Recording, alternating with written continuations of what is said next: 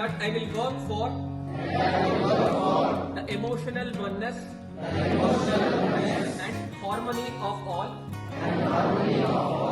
the people of India, regardless of caste, religion, region, or language. I further pledge that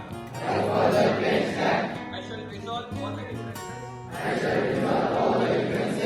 among us through dialogue and constitutional means